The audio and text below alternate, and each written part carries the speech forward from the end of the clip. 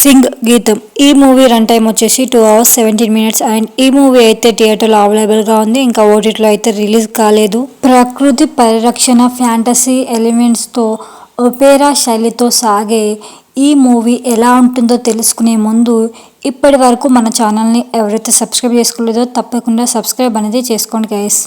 స్టోరీలోకి వెళ్ళిపోదాం. ఒకప్పుడు పచ్చని అడవులలో కుబేరపురం అనే ఊరు అది. తన తండ్రి నుంచి వారసత్వంగా వచ్చిన భూములు అక్కడ ఉన్నాయని తెలుసుకొని వస్తాడు ప్రతాప్ అనమాట.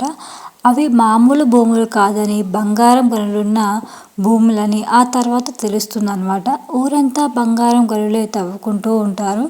వాటిని సొమ్ము చేసుకొని వెళ్ళిపోదామనుకునే క్రమంలో కొంతమంది అయితే అత్యాశతో ఆ ఊళ్ళో మిగిలిపోయిన అన్ని చిట్ట చెట్టుని కూడా నరికేస్తారు. ఆ చెట్టులో తన తల్లిని చూసుకుంటుంది గౌరీ ఆహల్య అనమాట. అండ్ ఆ చెట్టు నేలకూరాక అండ్ ఊరంతటిని ఓ శాపం చుట్టుముడుతుంది. ఎవరి నోటి నుంచి మాట రాదు, కేవలం పాటే వస్తుంది. మనల్ని పాటలుగా పాడుకోలేని ఇబ్బంది పడుతూ ఉంటారు. మరి ఆ శాపం నుంచి ఊరికి విముక్తి లభించిందా లేదా, అండ్ మనుషుల్లోని అత్యాశ ఈ ఊరిని ఎన్ని రకాల ఇబ్బందులు గురి చేసిందనేదే మూవీ స్టోరీ అనమాట.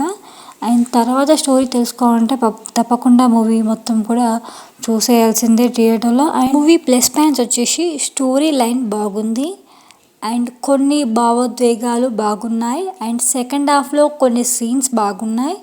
అండ్ మైనస్ పాయింట్స్ వచ్చేసి ఫస్ట్ హాఫ్లో కొన్ని సీన్స్ అయితే ల్యాగ్ ఫీలింగ్ అయితే కలిగింది. చాలా గుంజి ఒక 10 minutes సీన్ని ఒక 20 minutes చేసినట్టుగా అనిపించింది అనమాట. ఇది ఒక కొత్త స్టోరీ లైన్ అనమాట. స్టోరీ లైన్ అయితే ఉంది మూవీలో. కొద్దిగా ఇంట్రెస్టింగ్ పాయింట్ కూడా ఉంది. అండ్ మూవీ అయితే పర్వాలేదు అనిపించింది. అండ్ ఫైనల్గా మూవీకి నేను ఇచ్చే రేటింగ్ 2.9 out of 5.